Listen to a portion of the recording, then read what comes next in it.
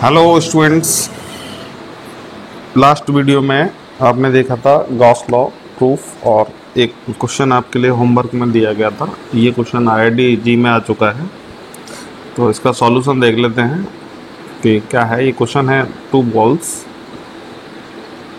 Having equal positive charge, मतलब हमारे पास क्या है, दो बॉल हैं और उन पर इक्वल चार्ज है, पॉजिटिव क्यू, इस तरीके से, ठीक है। On each are suspended by two insulated string of equal length L metre. तो ये एक जो है स्ट्रिंग से इस तरीके से कनेक्ट हैं और इस स्ट्रिंग की जो लेंथ है वो आपको दिया है क्वेश्चन में L फ्रॉम हुक। तो ये एक हुक से जो है इस तरीके से लटका दिया है। Fish to stand the whole setup is taken in satellite into space when there is no gravity state of weightlessness, the angle between, तो वो पूछा क्या आपसे, एंगल पूछा है ना, and the string and tension in the string। तो आपको दूसरी चीज़ निकालनी है टेंशन और आपको निकालना है एंगल बिटवीन देम। तो ये मेरे पास दो बॉल हैं जिन पर पॉजिटिव चार्ज हैं। अब देखिए इनके बीच में जो फोर्स लगेगा, जो टेंशन लगेगा, वो क्या होगा, वो रिपल्सन फोर्स होगा। ये हम सब जानते हैं, रिपल्सन फोर्स होगा, ठीक है ना। तो इसको हम कैसे कैलकुलेट करते हैं, F equal to 1/4 pi epsilon naught Q/Q1 Q2 upon R square. इस तरीके से ये फार्मूला होता है कूलॉम्स का लॉ, जिससे फोर्स निकालते हैं। तो देखते हैं, एक बॉल ये है, ये इस तरीके से हो जाएगा, दूसरी बॉल ये है और ड्यू टू रिपल्सन फोर्स ये एंगल बन जाएगा 180 डिग्री, ठीक है। तो 180 डिग्री ये पॉजिटिव चार्ज और ये पॉजिटिव चार्ज, तो ये दोनों वैल्यू आप लगा देंगे, ठीक है। तो क्या हो जाएगा, ये Q1 Q2 की जगह क्या हो जाएगा, Q स्क्वायर हो जाएगा, Q स्क्वायर। और ये L है एक स्ट्रिंग की, ये L है दूसरी, तो L प्लस L कितनी लेंथ हो जाएगी, 2L, ठीक है। तो 2L का स्क्वायर हो जाएगा R स्क्वायर की जगह, R की वैल्यू क्या आती है, 2L हो जाएगी। तो देख लीजिए क्या आ जाएगा, ये मेरे पास जो आंसर है थीटा वैल्यू 180 डिग्री है। तो और फोर्स क्या निकलेगा, 1/4 pi epsilon naught Q1 Q2 means two से बोथ चार्जेस आर इक्वल। तो क्या हो जाएगा, Q स्क्वायर हो जाएगा अपॉन 2L स्क्वायर। तो इसका जो आंसर है, करेक्ट आंसर, वो होगा फर्स्ट। ये देख लीजिए, ये यहाँ केवल L स्क्वायर, तो ये गलत हो जाता है ना, ये भी गलत हो जाएगा। तो सही इसका आंसर है A। अभी आगे देखते हैं एप्लीकेशन ऑफ गॉस लॉ। तो गॉस लॉ के एप्लीकेशन, एक जनरल एप्लीकेशन एक करा दिया था लास्ट वीडियो में, तो यहाँ से आगे हम देखेंगे दूसरा एप्लीकेशन। तो इसको आप अच्छे से समझ लेंगे और चाहें तो आप इसको लिख भी सकते हैं। और ये बहुत इम्पोर्टेंट एप्लीकेशन होता है बोर्ड एग्जामिनेशन के रेस्पेक्ट में। तो अगर आप गॉस लॉ पढ़ रहे हैं तो समझ लीजिए 100% एग्ज़ाम में ये आपको ज़रूर मिलता है, ठीक है। और इसके न्यूमेरिकल भी बहुत इंटरेस्टिंग होते हैं। तो ये कुछ छोटे छोटे डेरिवेशन है, इनको समझ लेंगे अलग अलग कंडीशन में। तो एप्लीकेशन ऑफ गॉस लॉ, तो एक इसका एप्लीकेशन हम पढ़ चुके थे और वो एप्लीकेशन था गॉस लॉ से कूलॉम्स लॉ कैसे प्रूफ किया जाता है, ठीक है। तो अभी दूसरा इसका जो एप्लीकेशन है, सेकेंड एप्लीकेशन, उसके लिए आप हेडिंग लिख लेंगे, electric field due to an infinitely long straight uniformly charged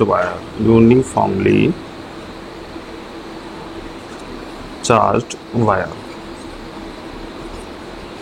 तो एक वायर है, एक समान, कहीं से वो जो है मोटा पतला नहीं है, यूनिफॉर्म वायर है, और उसके कारण जो है इलेक्ट्रिक फील्ड क्या होगा ये आपको निकालना है, ठीक है। तो इसके लिए आप एक डायग्राम स्क्रैच कर लेंगे।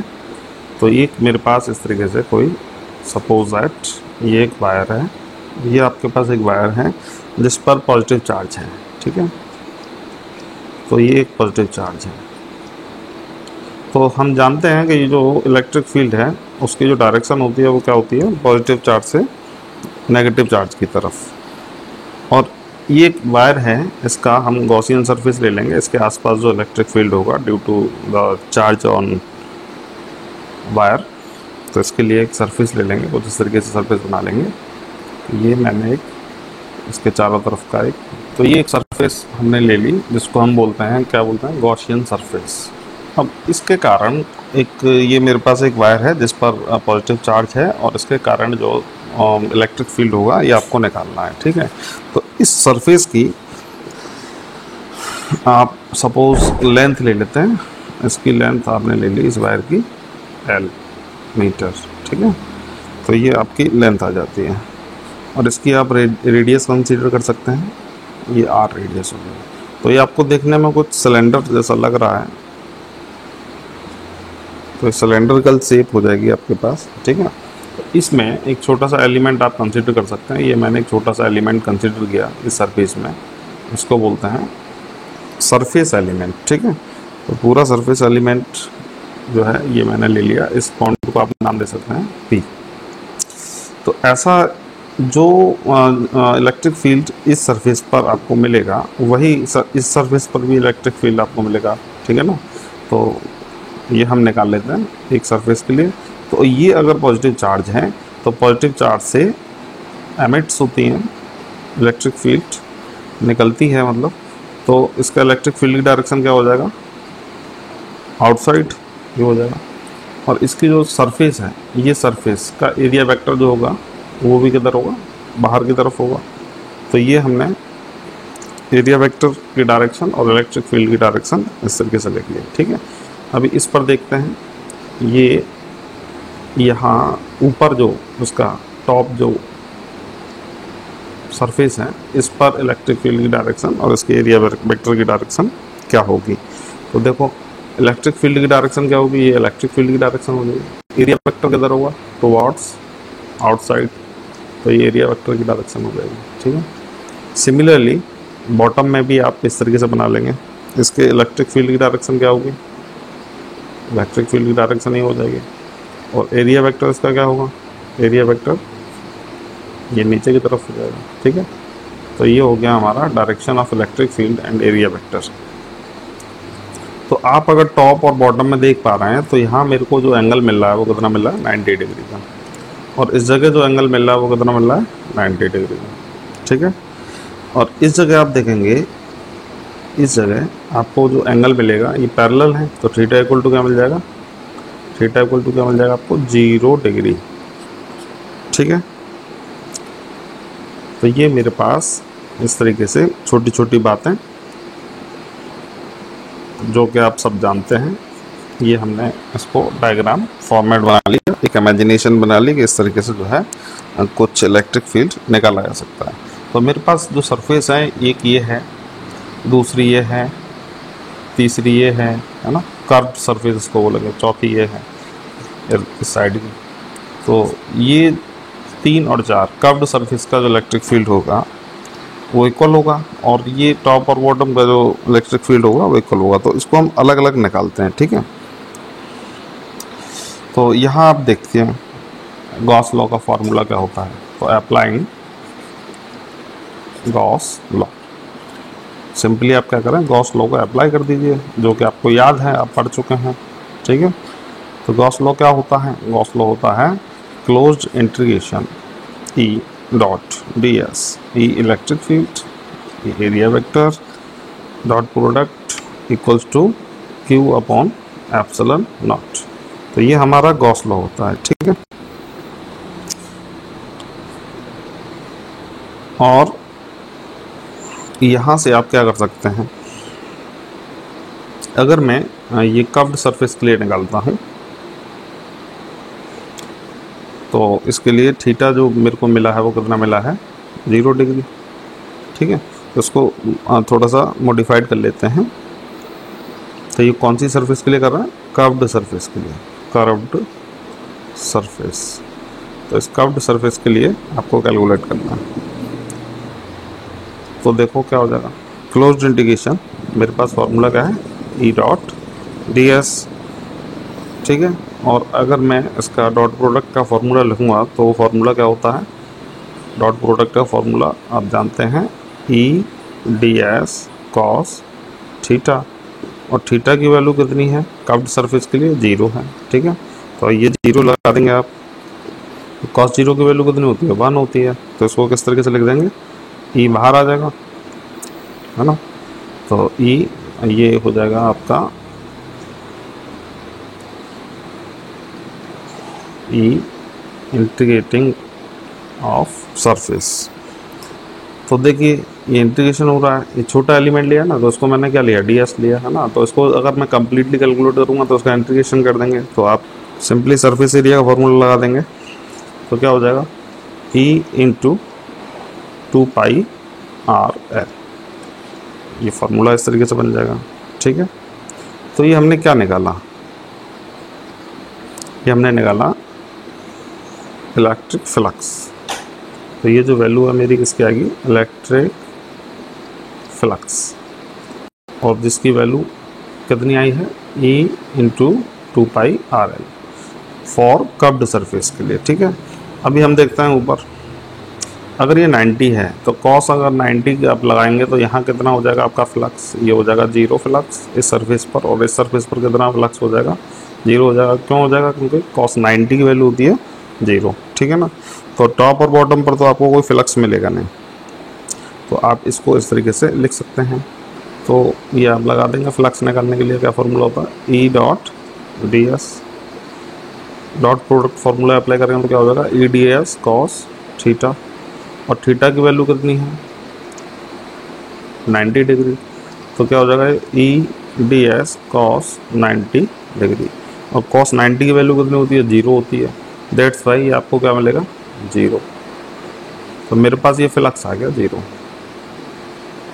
तो अगर ये फ्लक्स 0 है on this surface and also at this surface, तो ये तो आपको फ्लक्स यहाँ नहीं मिला, तो मेरे पास ये 2 सरफेस हैं जहाँ से मेरे को फ्लक्स मिलेगा, एक ये वाली सरफेस और एक ये वाली सरफेस। तो इन दोनों को आप प्लस कर देंगे, दोनों का सेम ही रहेगा, तो इसको निकाल लेंगे टोटल फ्लक्स। तो अभी निकाल लेंगे total flux, total flux, electric flux through the Gaussian surface, through the Gaussian surface. तो क्या होगा, ऐड कर लेंगे, क्या हो जाएगा, closed integration E dot D S equals to E into 2 pi R L, ठीक है। और ये क्या इक्वल होता है इसके इक्वल हम जानते हैं क्यू अपॉन एप्सिलॉन नॉट होता है, ठीक है ना, we know that this equal to this Q upon epsilon naught. तो मैं ये कंपेयर करूँगा इसका और इसका, है ना, तो क्या लिख देंगे इसको, E into 2 pi R L equal to Q upon epsilon naught. As usual हम एक फार्मूला पढ़ चुके हैं in term of surface charge density, ठीक है। तो वो क्या होता है, surface charge density Q equal to lambda into L. तो लैम्डा क्या होता है, ये हमारी डेंसिटी होती है, ठीक है। इसको बोलते हैं लीनियर चार्ज डेंसिटी। लैम्डा क्या होता है, लीनियर चार्ज डेंसिटी। तो ये 3 चीज़ें हम पहले पढ़ चुके हैं, एक होती है सरफेस चार्ज डेंसिटी, एक होती है वॉल्यूम चार्ज डेंसिटी, और एक होता है linear charge density. Linear charge density is denoted by lambda. तो Q की वैल्यू होती है लैम्डा इंटू एल, तो ये आप इसको इस जगह प्लेस कर सकते हैं। तो मेरे को क्या मिल जाएगा, E equal to E into 2 pi R L equal to lambda L upon epsilon naught, ठीक है। तो आप क्या करेंगे, एल से तो एल को कैंसिल कर सकते हैं, एल से एल कटेगा। तो निकालना है आपको इलेक्ट्रिक फील्ड, क्या निकालना है, इलेक्ट्रिक फील्ड निकालना है। तो इलेक्ट्रिक फील्ड क्या है, ये है ई है, तो ई के लिए क्या फॉर्मूला बन जाएगा, ई इक्वल्स टू क्या बचेगा, लैम्डा बचा लैम्डा अपॉन, ये अपॉन में चला जाएगा, upon 2 pi R, 2 pi R, और ये क्या है एप्सिलॉन नॉट। तो ये मेरे को फॉर्मूला मिल जाएगा इलेक्ट्रिक फील्ड इस तरीके से निकाल लेंगे। ठीक है, बहुत आसान सा ये एप्लीकेशन था, तो आप इसको सॉल्व कर लेंगे। अभी और इसको अच्छे तरीके से लिख लेंगे, जो हमको याद है एक फॉर्मेट 1/4 पाई एप्सिलॉन नॉट। तो मेरा जो इलेक्ट्रिक फील्ड निकला है वो क्या निकला है, lambda upon 2 pi epsilon naught R, ये आपने इलेक्ट्रिक फील्ड निकाला। और इसको आप अपने फॉर्मेट में लिखना चाहें तो ये हमें जो याद है, हमें जिस चीज़ की प्रैक्टिस है हम उस फॉर्मेट में लिख देंगे। ये देखिए क्या है, 2 पाई एप्सिलॉन नॉट है ना। और अभी तक हम फॉर्मूले पढ़ते आ रहे हैं 4 पाई, तो अब 4 पाई एप्सिलॉन नॉट, तो अपनी सुविधा के लिए क्या करेंगे, इसको 4 पाई एप्सिलॉन नॉट बना लेंगे। कैसे पॉसिबल है, ये 2 से मल्टीप्लाई कर देंगे ऊपर नीचे, है ना। तो क्या हो जाएगा, 2 से मल्टीप्लाई करने पर 2 लैम्डा अपॉन ये हो जाएगा 4 pi epsilon naught into R. तो ये एक फॉर्मेट मिल जाएगा जिससे आपको ये फार्मूला तैयार रहेगा। ठीक है, तो इसको सिंपली ऐसे लिख सकते हैं आप, E equals to 1/4 pi epsilon naught 2 lambda upon R. तो मेरे को ये एक इलेक्ट्रिक फील्ड का फार्मूला मिला, और ये जो फार्मूला है किसके लिए आप अप्लाई करेंगे, electric field due to an infinitely long straight uniformly charged wire. तो एक कोई भी अगर वायर है और जिस पर पॉजिटिव चार्ज कैरी कर रहा है, तो उसके कारण जो इलेक्ट्रिक फील्ड होगा वो क्या होगा, 1/4 pi epsilon naught 2 lambda upon R. ये फार्मूला याद रखेंगे, न्यूमेरिकल में इसकी बहुत जरूरत होती है, पढ़ेगी आपको, बार बार पढ़ेगी। और इसको प्रूफ कैसे किया आपने, इस तरीके से आप बहुत आसानी से कर सकते हैं। ठीक है, छोटे छोटे कंसेप्ट आपको क्लियर होने चाहिए। तो एक नोट आप लिख लेंगे इस तरीके से, इम्पोर्टेंट नोट फॉर ए। देखो ये बहुत आसान बात है, अगर ये पॉजिटिव चार्ज है इस वायर पर, तो इलेक्ट्रिक फील्ड की डायरेक्शन किधर होगी, ये तो मैंने मैग्नीट्यूड निकल के डायरेक्शन होगी आउटवर्ड। सपोज दैट अगर किसी क्वेश्चन में पॉजिटिव चार्ज कैरी नहीं है, नहीं कर रहा है क्या पॉजिटिव चार्ज, और कौन सा चार्ज कैरी कर रहा है, नेगेटिव चार्ज कैरी कर रहा है किसी वायर पर, अगर नेगेटिव चार्ज है तो इलेक्ट्रिक फील्ड की डायरेक्शन कहाँ होगी, इनवर्ड होगी। ठीक है, तो यही चीज़ हम लिख लेंगे, for a positively charged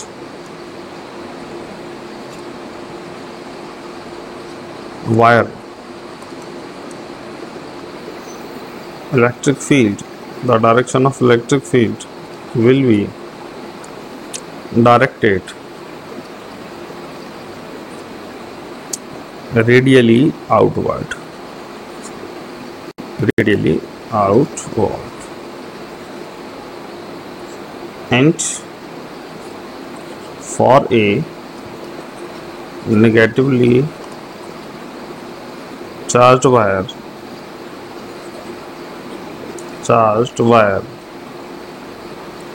the field will point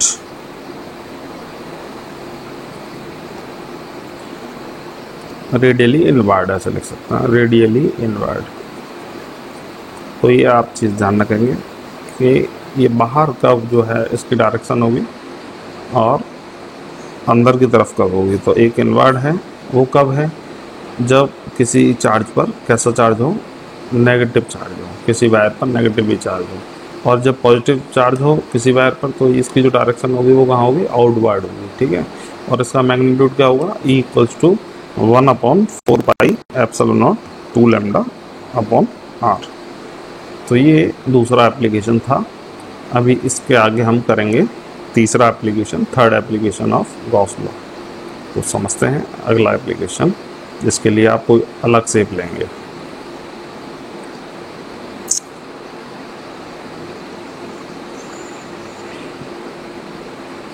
application of Gauss law, मतलब गॉस लॉ को आप कहाँ कहाँ अप्लाई कर सकते हैं। तो एक हमने समझा कि किसी वायर के लिए electric field with the help of Gauss law से कैसे निकालते हैं। तो अभी थर्ड एप्लीकेशन इसका समझेंगे, जिसके लिए आप ले लेंगे कोई प्लेन सीट के लिए करते हैं तो इलेक्ट्रिक फील्ड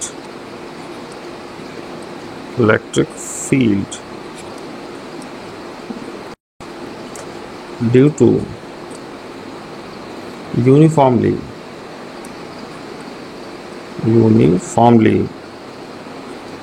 चार्ज्ड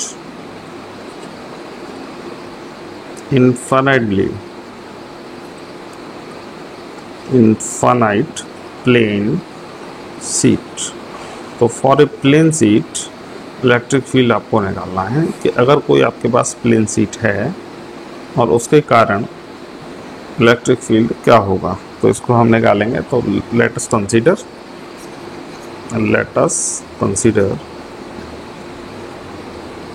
कोई प्लेन सीट आपको एज्यूम करनी होगी, तो उसके लिए डायग्राम बना लेंगे। सपोज टू बी दैट ये इस तरीके से कोई मेरे पास एक प्लेन सीट है और इसके एक सेगमेंट में आप जो है बना लेंगे फिगर कुछ इस तरीके से।